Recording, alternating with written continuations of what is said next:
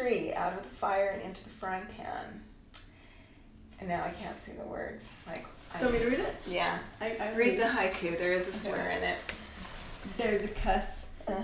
Part 3, out of the fire and into the frying pan. After surviving my father's home, the order is a safe space. Fuck. Let me grab my glasses and I'll read it. Yes. This is so... You guys get a real treat. You get to have her read her own book. I love that. So in my book, when you're reading it, sometimes you'll see something in parentheses off to the side of the title of the poem. Okay. That is the altar who was out at that time. Oh, wow. Yeah. So it's kind of like the book was written by 2 people? Well, is that true? I have 13 altars. Oh my gosh. So. Are you okay with later on we talk a little more about that? Okay. Okay, so do you want this one for sure? This poem for sure? Okay. If you are comfortable with it. I'll read this one. Because I already have questions after Okay. Reading, No One, Bountiful, Utah. Grandma Mary, a first grade teacher, could teach a cat to read. So I don't remember learning to read. Thought I always could. When we left Dad, his drugs, his rage, his abusive friends, and his foray into Satanism, we stayed with Mom's family in their crowded, windowless basement bedroom. The dank scent of urine permeated the air. We attended school across the street with our cousins. Kind teachers disregarded my grandfather being a known polygamist. During this temporary school situation, I brought a book home to Grandpa's, hoping that what I saw in class would change when I walked across the street from the school to his house. It didn't. The letters on the page meant nothing to me. I, a 6-year-old who could read, could not decipher one letter, one sound, one word. Who then was out? No one. Wow, so it was like almost like your brain forgot? Or it was whoever was out couldn't read. Wow. So you had 13. When did you realize it was 13? Because I'm sure it took a process to figure out. Yes, it was a huge process. When I was first diagnosed, I thought it was me and 2 others. Okay. 2 other little girls that I was aware of. And through the healing process and therapy, there's 13. Wow. So, and they're all listed in here. Okay. And so there's, from what I've, research, which isn't a lot, so forgive me if I don't know, but I have heard that there's usually one that has, I've seen Split, how he says there's one that has the light, there's a main one that has the light. Do you agree with that? So there's usually one that is fronting, and there's usually one that's administrator. Wow. So that's so cool to be able to, and you would have never figured this out if you would have stayed in the order. You would just be like, I don't know what's happening. Probably because they don't want you to go to therapy because then you might tell order secrets. Right. Which my younger sister Karen was in dire need of therapy. She was probably the most battered of us and was in dire need, and Mom couldn't take her because she might tell order secrets to the therapist. Oh, I hate So she that. did not get what she needed, and she's dead. Yeah. Oh my gosh. So. How old was she when she passed away? She was 53, but she died as a result, I think, of everything that had happened to her and not getting the help she needed. Yeah. She turned to drugs, and it destroyed her body. That's so hard. And I think a lot of people that come out will turn to substance abuse because they don't know. We're not taught the skills to be healthy. We're only taught what the toxic was, and we recreate it out here unless we get help. Right. They do have a therapist in the order that tattles and tells everybody, so it doesn't really help. Great. No. Yeah. And who's gonna like sit there and be truly honest with their therapist? Who's their uncle? Who's gonna go tell their parents? It's a complete conflict of interest because you're not supposed to treat anyone you're related to. Exactly. But I don't think order members know any of this stuff. They don't know the laws. They don't know. Like, I for a while thought that the paperwork that I signed as a minor would hold up in court. They really use fear mongering into controlling you. I mean, it took me 6 years after leaving to be able to tell my best friend. 6 years. And then it took another 8 years before I started writing about it and not sharing it. But being terrified that Yeah. something horrible would happen, because I was told, well, so-and-so left the order, and then they told, and then they backed their car over their child, and their child died. And that's because they told. Because they told something about the order. I still to this day have to walk completely around my car before I drive. Yeah. To make sure, because I left the order. Mm-hmm. And you don't want to be in trouble with the And Lord. now it's just so ingrained, that habit of making Yeah. sure I'm not going to run over anyone. Which is not a bad idea. Yeah, it's probably a good habit. You know? But it's weird that they would. It's such a double standard, because when an outsider does it, when someone who leaves accidentally backs over their child, it's because they left, it's because they're following Satan now, and Heavenly Father's punishing them, blah blah blah. But how many times have order members backed over their kids? And I don't even know. Yeah. I don't even know. And they'll say things like, well, for instance, there was one where the boy survived, and they were like, the Lord was watching over us. It's like, no, you weren't watching over your kids. That's what really happened. Yeah. But it's how they twist it. You'll never be able to be the narrator of your reputation in the order. No, and if you leave and something bad happens to you, it's because you left. Mm-hmm. And of course, if you're in the order and something bad happens, it's probably because you're sinning and you're not doing what you're supposed to be doing. Unless you're David O. Kingston going to prison for raping your niece, they won't tell. I had no idea that that's why he went to prison. Yeah. And I'm over here like praying that he'll get out, because they're telling me to pray for him. Yeah, because they tell you to. But I'm a child praying for a rapist. Like, as I started to unfold that story, I was in shock. Like, but you don't know. Just like you being in the order and then realizing that there are abusers in the order, you're like, wait a minute, because it's so brushed under the rug. Yeah. I had a question though about that verse. So your dad, he turned to drugs, and he did start to go, because he was Catholic. He was Catholic. And then he shifted into, what was it? What did you call it? Satanism. So he became a high priest in a satanic cult. And I have his journal from that time, where he's writing, please don't come shake my bed tonight. Don't come shake my bed tonight. To Satan? To Satan, yeah. So do you think it was a very gradual from Catholicism to Satanism? He joined the Mormon Church for a while. He looked at Judaism. My dad was a genius. He was brilliant. And I think he may have had an undiagnosed mental disorder. Yeah. And I think he was just trying to find his own answers. Yeah, it sounds like it. He was searching. He was searching, because he could have been a brain surgeon. My father was brilliant. Yeah. But maybe it almost sounds like he had, you're right, like some form of something that he didn't get diagnosed properly, so that he couldn't get the proper help. Or maybe there was some form of trauma that he didn't work through, or couldn't work through. I don't know. So you were not close with him. It sounds like he probably wasn't close with anyone. Well, this is the crazy thing. You know how you just want a dad? Yeah. I was close to him for a lot of years. So after I left the order, I renewed my relationship with him, and I was his favorite and became really close with him, because I didn't remember all the things that you went through. I had blocked so much, and then he beat up my grandma and almost killed her. Oh no. And I started having flashbacks, and I would call Christy and I would say, hey, you're gonna think I'm crazy, but, and I would tell her what I was remembering. She'd say, oh, that happened all the time. And Christy's the oldest. She's the oldest. Okay.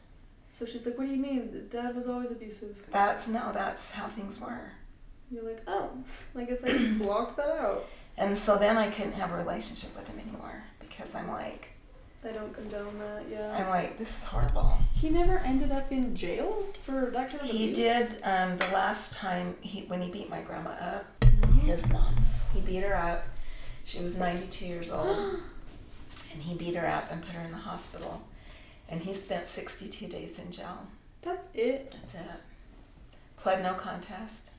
Did she not press charges? Is that why? She didn't have an option. I mean, he put her in the hospital. Yeah, okay. So there were charges, but he pled no contest, and 62 days, and they let him go. Did he have siblings that... He has a sister who's a lovely person who I'm very close to. Mm. And his mother was my favorite person on the planet.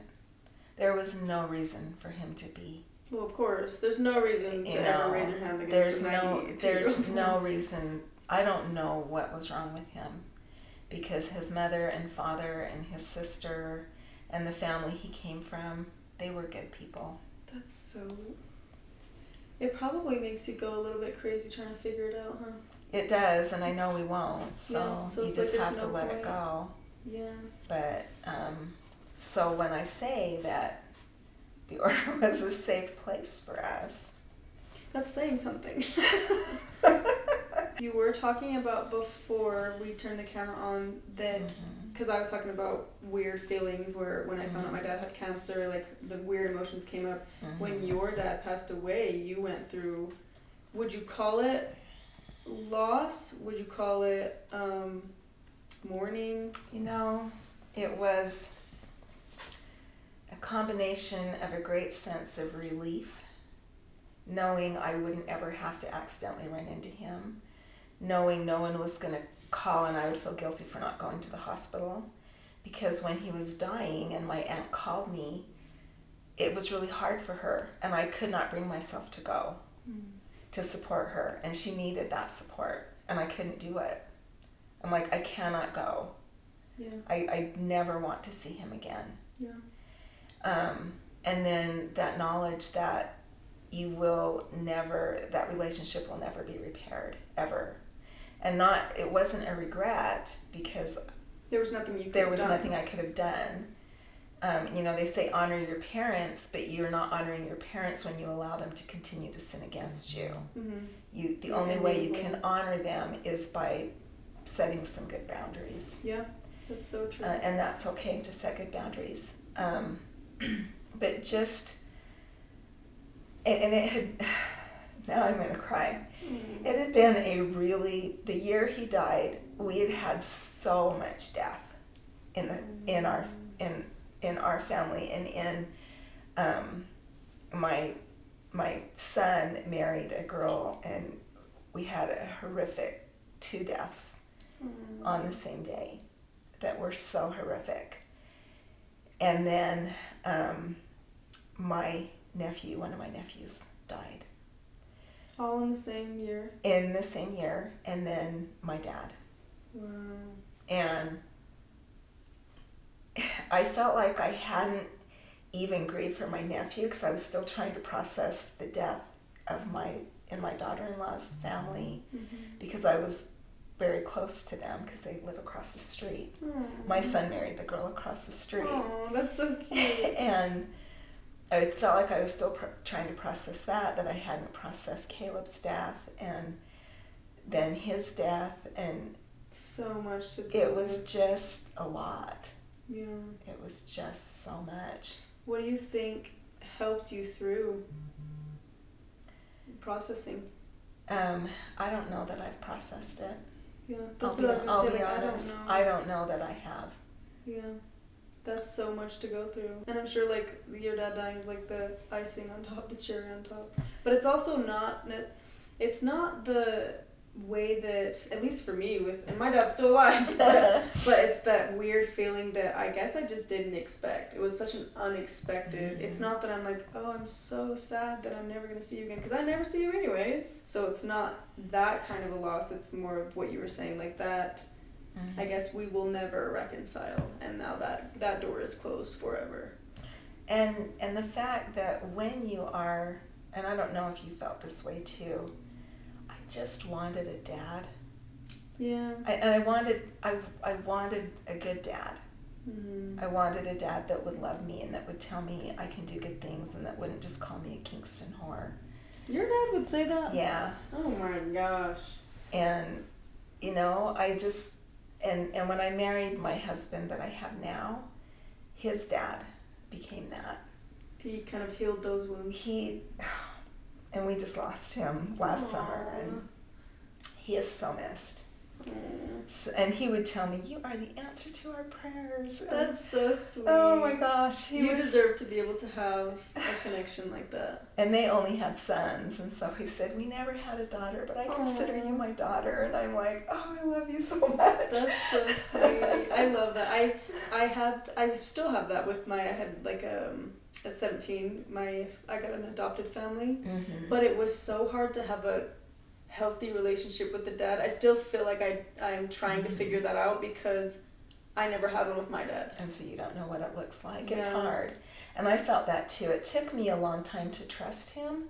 And I'm kind of mad at myself that it took me so long to trust him. But I also understand why. Right. You're not going to be able to go into that with healthy mindsets that you don't have. No. For me, like, I remember when I first started living with him, when I would come home from work and he would be like, "Hey, come sit down, tell me about your day." Instantly thought I was in trouble. Instantly anxiety. Yeah. Like shaking, like, why does he want to talk to me? Because my dad only talked to me when I was in trouble. Like, why would he give me the time of day? I'm just one of his 30 plus kids, you know? So even though he was trying to make that connection, I was like, what's happening? I'm scared. So it's normal. I'm going to have to go have a meeting with Paul. Literally. I felt like I had done something wrong and I had to try to figure out what it was, but he was just genuinely wanting to know about my day. Yeah. And it was so unheard of. My own mom wouldn't do that. Yeah. So it's like, I guess it's just like, give yourself grace, forgive yourself for, taking the time to process, because I don't think you can rush it. You can't. And I'm old, like I'm You're giving me so much hope though with everything that you've been through, and because there's been so many times where I'm like, am I ever gonna be normal? I don't think there's a normal. So normal is a dryer setting, and always remember that. And I'm not a dryer. You're not a dryer. With everything that you've been through and all the strength that you had even in the order, out of the order, it just shows that if you want something bad enough, you'll get it. You can get there. And I'm going to tell you, because I know you worry about your own journey, you are so much further than I was at your age. Really? Because you've been in therapy. I hadn't been in therapy yet at your age. Because you're still in your 20s. Mm-hmm. Yeah, I didn't start therapy till I was in my late 20s.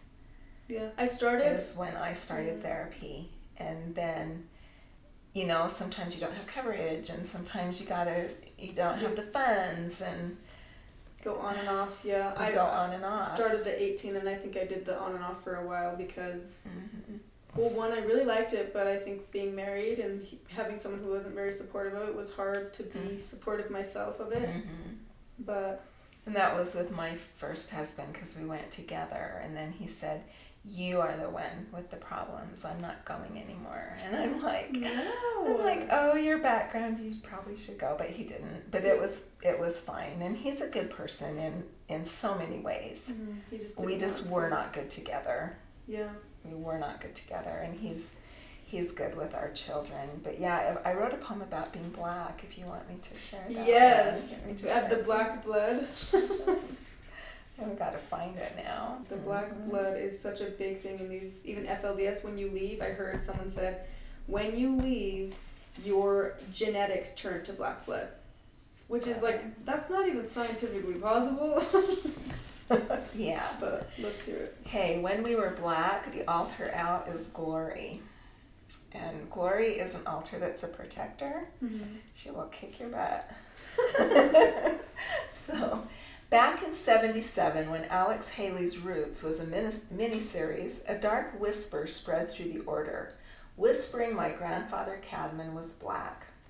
It whispered that someone had gone to his funeral, seen him lying in his coffin, his skin black. It whispered that my father, when asked by an order member if he was an N-word, happily said, "I sure am," which he did. He did do that. It whispered that a high-up order member dreamed he was black, so it must be true. We laughed at the whisper, having no control over what order members believed. Mom cried at the whisper, knowing our white skin held no sway over racist order members. Our chances for marriage swept away as one drop of whispered black blood was enough to deny us order glory. The whisper of polygamy made us pariahs in our community. The whisper of our blackness made us pariahs in the order. We struggled to fit inside the order. We struggled to fit outside the order. We struggled to fit within ourselves. We were insider-outsiders, colorless children belonging nowhere, encased in nothing but whispers. Wow, that's powerful. This is the grandpa you're talking about, right? Yeah. This is the one that was black, by the way. I don't have my dad up because he's too triggering for me. Yeah. So we skipped a generation. Yeah, I couldn't imagine having a picture of my dad up on the wall, especially when they would give me my gift from my dad for like my birthday and Christmas would be a wrapped picture of him. Yeah. I'm like, what am I supposed to do with this? Put it above my bed and pray to it? Well, and a lot of people get confused at my story, like a lot of people that I know in the outside world get confused and they think that because my dad was so bad, my dad was the order member and he wasn't. Right. It was my mom. That's what I was thinking. My mom was the order member. My dad was not. So your mom and him were married for how 12, long? I think 12 or 13 years. Okay. And then by then she was like, okay, this is not healthy for my kids, went back to the order. And then how long after going back to the order did she marry Rob's dad? This is Deward, right? And they never legally married. Yeah. They had a spiritual wedding, which really messed up my mom's life because then when he died, she couldn't get Social Security. She couldn't, like... Right, and she couldn't own, and they took everything. Yeah. They took her home. They the home that he had purchased for her, they took it from her and made her pay for it, and then took it from her again. So she paid for it, and then they robbed her again. Yeah, so he bought it for her, and then they made her pay for it, and then they stole it from her. I remember this story, Rob told me this story. This story makes me so mad. Yeah, and so she ends up with nothing. She's I don't even have a home. Wow. You know, but we've got her back. It was in his name, though. It was in his, well, I don't know that it was ever in his name. But he paid for it. But he paid for it. You know how the order is, you sign everything over to them if you want to be in the order. Yeah. And so he did all the things he felt like he had to do, and they promised him that his wives would be protected, but they lie. Yeah, of course. Everything's a lie. So ridiculous. When you read my book, the things that he tormented us with are so dark. So I always feel glad when people like get through that section and get to the order, the happy section of my childhood. Is the order. It's the order. Oh my gosh. You're so lucky though that you did have, you were able to, I mean, it's not lucky the trauma you had to go through, but you were able to get out of that and then get out of the order. Yeah. It was I mean, it's miraculous. It really is. And something that people have to know is everybody's experience in the order is not the same. Mm-hmm. It just isn't. My mom was not abusive, and Deward was not abusive. Yeah. And a lot of homes, it's just the norm. Yeah. That you're going to get beat, and that it just is. And so, I definitely don't want to say that being in the order is not bad, because it is terrible and it is horrible. And I did everything I could to keep my children from it. Yeah. When they were teenagers and their cousins would invite them to dances, I would let my son go. And my daughter was like, that's not fair. You'll let him go and you won't let me. And I'm like, they will never have an opportunity to look at you as a potential mate. And I think it didn't make sense to her at the time, but when you think about the way they look at little girls, it's just gross. The way they glorify pedophilia, there's so many things that were normal there that when I was able to finally process out here, I was like, that was pedophilia that they were talking about on stage. Like when they would say, and I held that baby and I knew I was going to marry her. And then they keep that picture of him holding the baby in the house. You know that story? Yeah, it's so gross. So many stories like that. And I remember telling outsiders and then realizing, that is pedophilia. It's really bad. Yeah, and it was the men that we trusted the most were the ones that were doing it, and that's the scary part. Like the when I realized it was my dad, oh wait, you married your half sister, and you're defending Daniel and David, so I better run because I'm gonna not be defended if that happens to me. If what happens to Marianne happens to me, you're on their side. Yeah. So I'm not safe here. No. You're not. And I told my girls, I did not do everything that I didn't go through all these things that I went through to get out of the order to ever risk having one of you back in it. Mm-hmm. Ever. Do you ever think that sometimes I have this thought of like, I went through so much, losing my entire family, everything in the order, everyone I knew, mm-hmm. and I didn't lose all of that just to have a shitty life out here. Like, right. I'm gonna have a good life. Well, and I think it's important that we do, mm-hmm. because they lie about us who have left, and they say, oh, so-and-so left the order and they're just on drugs, or they're like a hooker, or mm-hmm. they're Any doing thing anything they can say. And I want the people in the order to know that it is the best decision I made for my life, mm-hmm. and for my children and for my grandchildren. Yeah. And we are doing amazing things out here. Yeah. I'm a school teacher. My daughter Angie is going to graduate with her doctorate. Wow. in May. I can call her Dr. Angie. Oh, that's so cool. And to be able to, and this is the thing, which we have now in this day and age, you guys can watch it on YouTube. You can see the outsiders' lives, the bad outsiders' lives. Whereas back when I was there, it was like, I guess they're on drugs and they're doing all these terrible things and they're miserable because I can't fact check you. Yeah. So the lies actually were fact there. Mm-hmm. But now it's like, I think that a lot of the younger generation is starting to question more. They're starting to be like, wait, we do have free will. Wait, yeah. That's not what you're saying. Yeah, and you can go to school to be what you want, not what the leaders want, but you can go to school and live your dream. Right. You have choices even though they don't want you to think you do. Yeah. There's such a big community out here now of ex-members too that I think that at this point everyone in the order has a relative out here. At least somewhat close relative. Well, and in the order you're related to everyone. So if someone's True. left, you have a relative on the outside that will have your back. Right. And I know that's a lot of, and there's going to be order members watching this, a lot of you guys are scared to trust us because our names have been tainted. Right. If you are too afraid to reach out to us, there is Holding Out Help. There are charities that will help you where you won't have to be affiliated with us if you don't want to be in the beginning. I know it was hard for me to unravel all of the lies of the members before me that left. Mm-hmm. So it's hard to trust when they make you distrust us. It is. And I even put those resources in the back. Oh, you did? I did. Oh, I love that. I didn't originally, and within 24 hours of it being released, I had somebody from the FLDS contact me, someone with a friend from the FLDS who needed resources. And I thought, I need to go back in and edit that and put those in there. So I've got Holding Out Help and Help After Polygamy. I try to have it in my description box in all of my videos too. Because Holding Out Help actually was how I was able to get therapy. What was the process of finding all 13 of you call them altars? Mm-hmm. How were you able to tap into each one, or was it a long process of, okay, I know this one's familiar?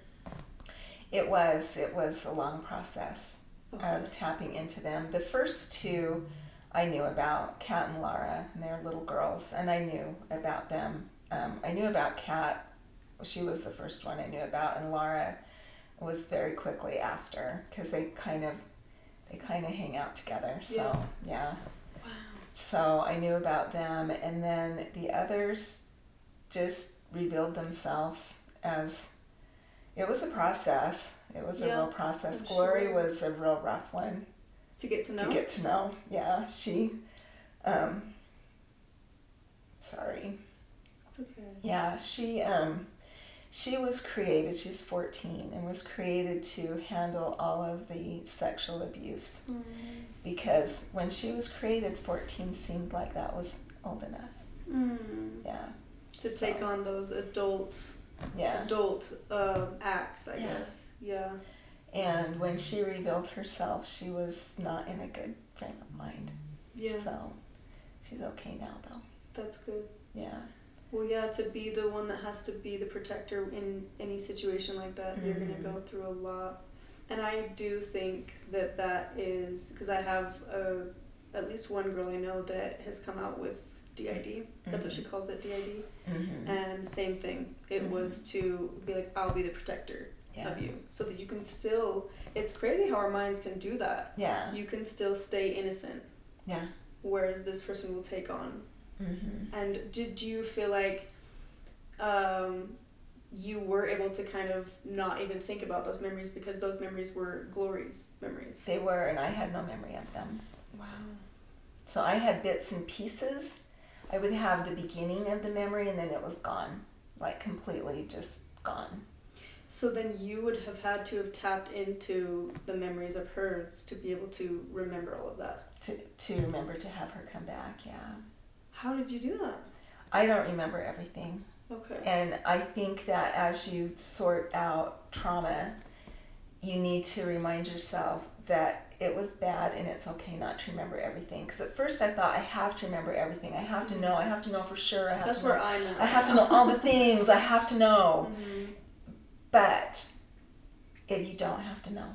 You don't have to get every single tiny little detail. You don't need it, and it might wreck you. And you will get it when you need it. Right. I've been told this too, that our brains are they're so intricate. There's so much that goes into it that I don't even think scientists or psychologists know to this day. As soon as we find something else out, there's something else to learn, right? Yeah. So I think that, and I've noticed this with myself, I've learned things about myself when I was ready to process them. And when you hit those points in therapy, you work through those hard things, and then your brain is like, okay, I think I'm ready to unravel this other part.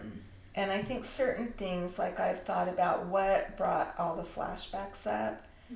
When my dad beat my grandma when she was 92, and I had not remembered before this, I was dating someone who was pushing a lot of the same triggers that my dad did, and who had a lot of the abusive behavior that my dad did.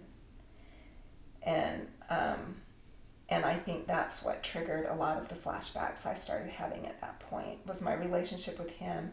Dad beat up grandma. I was still in a relationship with this toxic person. And I kept having flashbacks.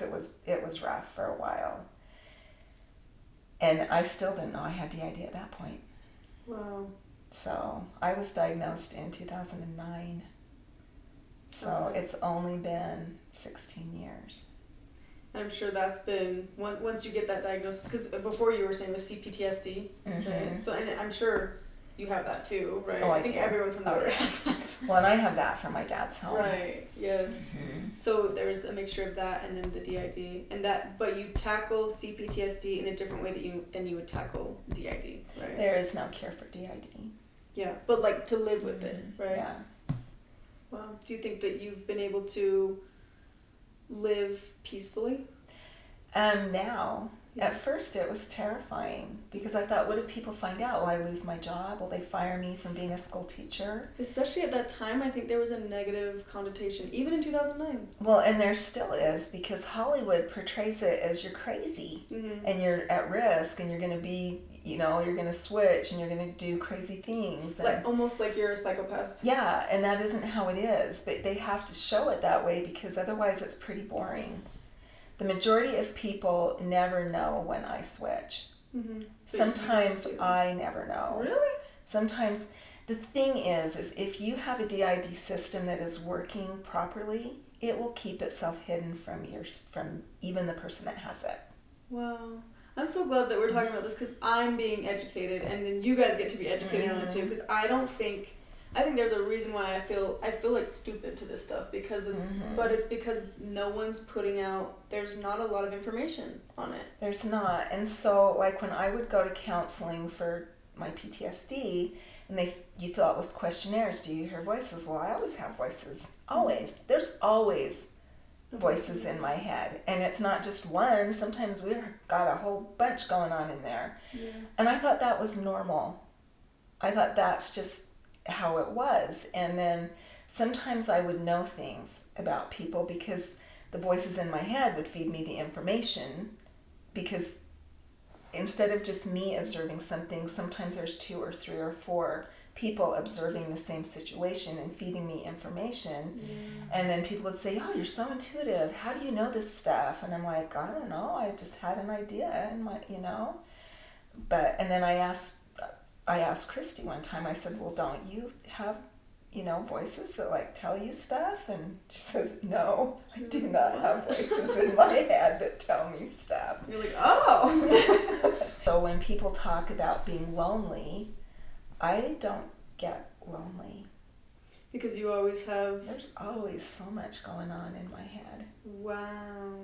I guess that is a bonus, right? Because when you leave the order, you do get very lonely because you're used to big families and a lot of people, but yes, you got to bring all of your... Right, and I mean, I had voices then. I didn't know I had alters then when I left, and I did miss my family when I left, and I missed my siblings a lot when I left. Oh yeah, there's no replacement. No, for that, there's not, and I miss them, but I wasn't lonely. Yeah, I think the reason why there's less information is because of what you just said. Like, am I gonna lose my job? Are people gonna judge me? Mm-hmm. And so it's like less people are willing to talk about it.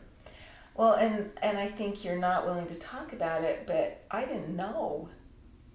I didn't know what was going on. I mean, I remember when I first felt cat, and I was so afraid my eyes would go back brown.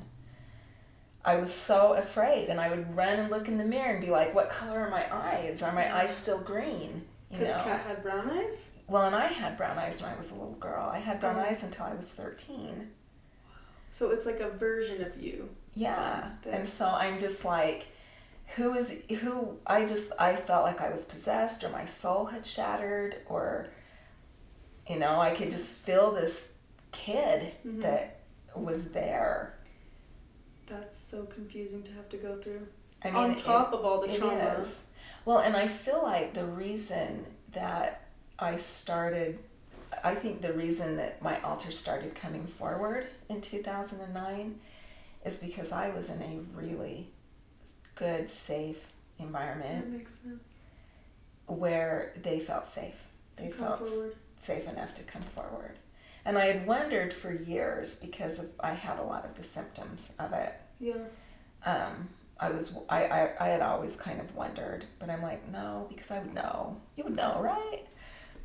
No. That's the thing, is like, that's why I'm like, do I, because I think I have a paranoia from the order. Yeah. I think that the Kingstons have paranoia, and I got some of that. Oh yeah. So my brain a lot of times will, when I hear you saying this stuff, I'm like, I think I have that. But I've done it too with other BPD symptoms. I'm like, I have those symptoms too. What I think it is a mixture of the bipolar I've got, not bipolar, the paranoia, and then there is something undiagnosed that I have that I think I've been too afraid to go get diagnosed with. Yeah. Because of the order and the way the order has labeled anything, even depression. Oh yeah. Right? So I think that I just need to... You just need to go on a fast. 40-day fast, and it will cure everything. Yeah, I think that more therapy and getting into that safe space. Yeah. Finally feeling like I'm at peace. I think that will be a big staple to finally be like, okay, we can open up my closet of demons now. Yeah, and I think being in a relationship with someone my husband is so amazing. Like, how long have you been? We've been married for we've been together for 25 years. We'll have our 25th anniversary in July. Congrats! That's awesome. And I feel like it took that long for me to heal enough to be in a safe. So I was in a safe environment for 9 years, and then it took that long for me to be able to discover my altars. He's like his dad. I told you how my father and his mom is also an amazing person. Like, he just came from two such good people, and he's such a good man. Wow. Do you so you've been together 25 years. How did you meet him? So I met him, they used to have a place called the Bay downtown on 4th. Like a restaurant or a bar? Or? It was a club. Okay. And it was a non-alcoholic, non-drinking club. Was it fun? And, alcohol? Yeah. I think that's actually very on brand for Utah. Yeah. And they had a night, it was like Wednesday night, was for 25 and older night. Okay. So for us old people in Utah, A place where we could mingle. And I used to always go with my friends because they, I don't want to go out by myself. So I had girlfriends and guy friends, and we'd just all meet up and dance and have a good time. And my friends were supposed to be there, and they didn't come. And he was there, and he's really shy. Oh. And so he had seen me before, but didn't dare come and ask me because he didn't want to get turned down in front of my posse. Yeah. So he's like, I'm not gonna. So they weren't there, so he asked me to dance, and it's really, you'll think I'm crazy if I tell you the whole story, but so after my grandma died, and I would talk to her, and I would say, the kind of guy I need, can't you just please send him my way, please send him my way. And she always used to tell me, you need to marry someone that'll buy you these chocolates, because your granddad always bought those for me because they were the best. And I one night was going to sleep, and I saw his eyes, and I hadn't met him. Dream? No, I wasn't asleep, but I saw his eyes, and I saw that he was driving a vehicle that wasn't a car, but it wasn't a truck, and he was turning onto my street.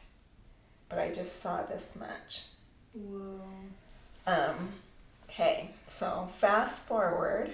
This was like in December before I met him. Okay. So fast forward, and it's August, and this guy asked me to dance, and I dance with him, and it's the eyes. You knew immediately? I knew immediately. Like, that's the guy. Big green eyes, long black eyelashes, really thick dark eyebrows. And I recognized the eyes, and I'm like, okay, let's see what he's about, Yeah. Well, he drove a 4Runner. Okay, so the car was true too. The car was true too. Weird. Okay. So we go out, and I was a single mom at this point, and I was really poor. Well, I'm sure. Single mom with how many kids? 4. Yeah, that's fine. And I was really poor, and I was still working on my education. Like, I'd gone back and got my high school diploma, and I was working on my college at this point. So I was working and going to college, and I was poor. And he came over when I was making, I think I was making brownies, and my mixer it was broken, but I would just use it anyway, because you just hang on to it. It didn't have a handle.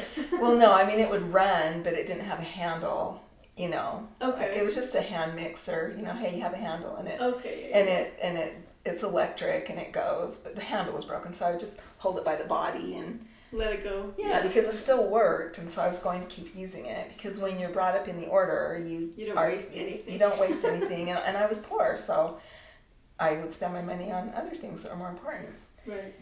So it really bothered him. That you would do that? That my mixer, I was using a broken mixer. So the next time he came over, he says, I have a present for you, but I always heard you're not supposed to give a present that has a power cord. So I have a different present for you first. And the present for me first was a box of Cease chocolates. Wow. And then he gave me the mixer. Was you like, oh, I see you, Grandma? I'm like, Grandma, okay.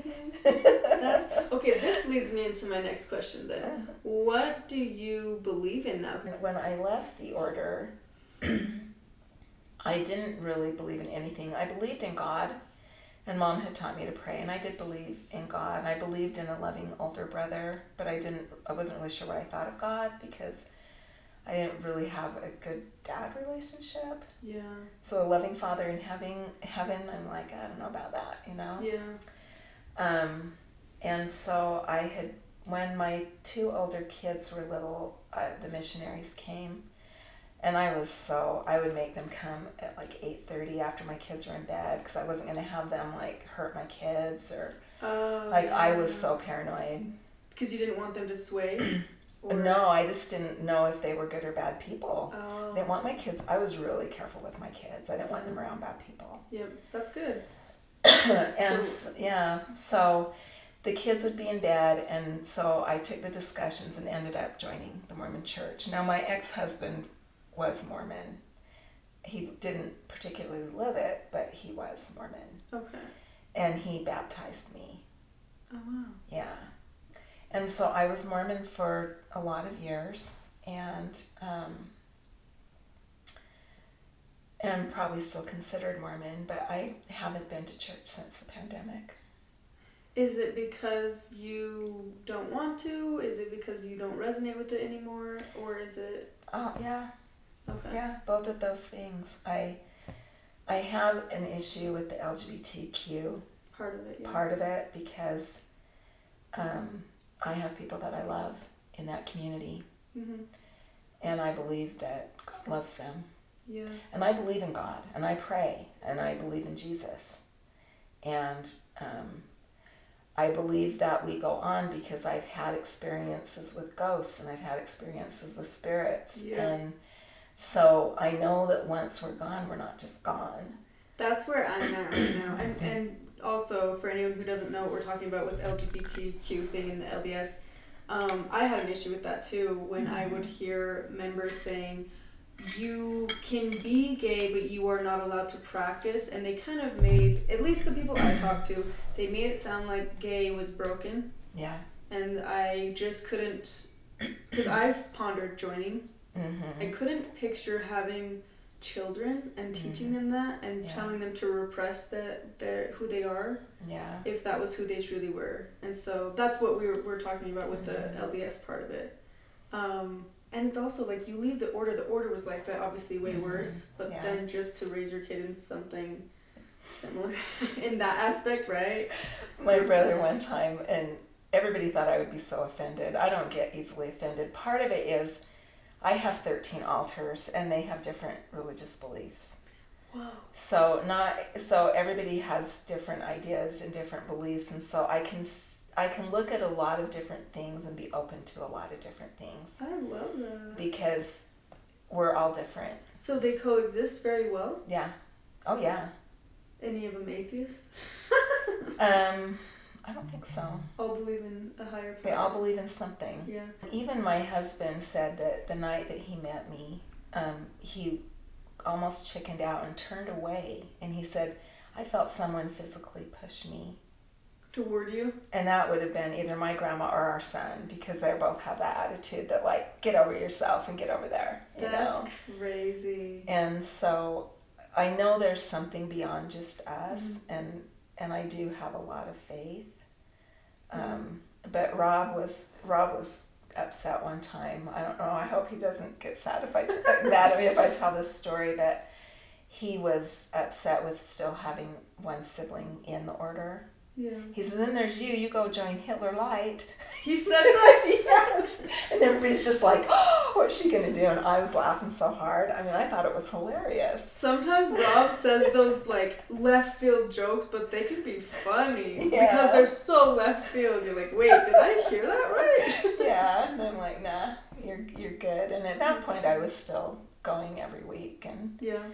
And I was having some issues with the LGBTQ thing for a while. And then when the pandemic came, I'm like, this is a good time for me to just take a step back. Mm-hmm. So now you're not really going to churches, but you have your own belief in I like that. Own connection to God. Yeah. Wow.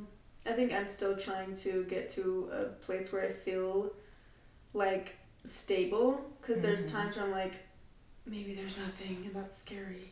And there's times I think that too, though. Yeah, that's a scary thought. There are times where I think maybe this is it. Maybe by our works that we do here is what we'll be known by. And if we don't do good here, then it's over. Yep. So we better be nice to people. Yeah. Let it be worth it. If this is the one life you get, right? Then let it be worth it. And I think about, when my dad passed, and the care center he was living in, and we went to go clean up, to go move all of his things, and the people really liked him there because he could be so lovely. He just had that it factor. Really? That you just want to be around him, and he just could be so captivating and so charming. That's so hard to understand when behind closed doors he was so abusive. Yeah, and so he could be your best friend, and he could be and just absolutely be so loving and kind, and give you the shirt off his back, and then switch and just be a monster. That is confusing. So we go and we're packing all his things up, and all these people that lived in the care center were just like, oh, when are you going to do services? And Christy says, oh, you're welcome to have one for him if you'd like to, because we did nothing. What did he get, like, cremated? He was cremated, and we did nothing. Because we're like, we don't have it in us to do anything.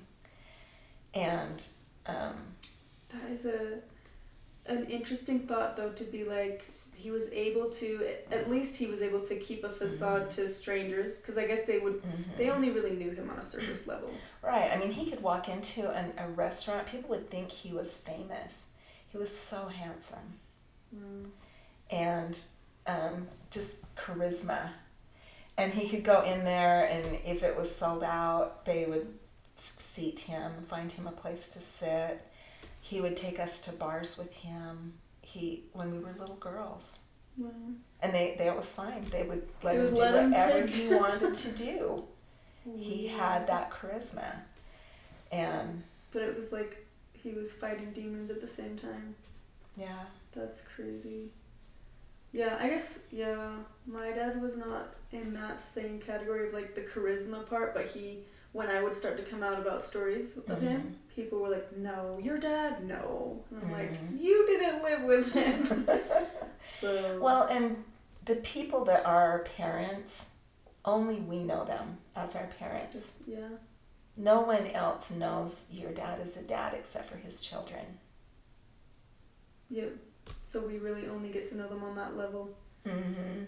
And with my aunt, and she's really struggled with this because her experience with him was a lot different, and she knew he had a lot of problems. Yeah. I mean, she knew that, and she believes the terrible things that he did, but her relationship was not the same. Her relationship with him was a sibling relationship, and that doesn't look like a child relationship. Yeah. So we need to give ourselves grace for that. When people say, oh, no way, don't doubt yourself. Don't be like, oh, am I crazy? Am I just making this up? No, because your relationship with them was as a daughter. Right. It would, definitely every time that someone said something like that, it was so invalidating, because I was like, of course he's not going to beat me in front of you. He wants to keep his reputation in the order. You have to have the facade. Yep. So true. Yeah. Well, are you ready should we end this on, or is there anything else you wanted to say before we close for prayer? Just kidding. Before we face north and close. So if you do want to know more about this, I have gone more into a lot of the things about my dad in here. He's throughout it, because a lot of the reasons why I am the way I am is because of this father-daughter relationship. I do talk a lot about things in the order, and you'll resonate with a lot of them with all the weird food things. Yep, there's a lot. And being baptized in Ethel's pool, and that was before the bountiful holy spot pool, or is that Ethel's pool? That's Ethel's pool. I never heard it called Ethel's pool. Oh yeah, that was always the home spot. That's Ethel's pool. Who's Ethel? Ethel was Eldon's first wife. She was Clyde, my grandpa Clyde. That was his sister. Wow. So she was my great aunt, and I adored her. I used to work with her too at the shoe repair. Yeah. She was the most lovely person. Like, I absolutely loved her. The home place was her home. I had my wedding reception there. She did my wedding reception for me in my first marriage. Wow. But he and Ethel were siblings. And they married siblings. Okay, I didn't know that. Yeah. So Ethel's husband was Orlean's brother, and she was Clyde's sister. Weird. Yeah. I guess that happens kind of a lot. Yeah. There we go. Okay, we'll zoom this. I usually like to, when I have a guest from the order, I like to ask you if you could, because there's going to be order members watching this, if you could speak to them, give them a message that they would actually listen to, what do you think that would be?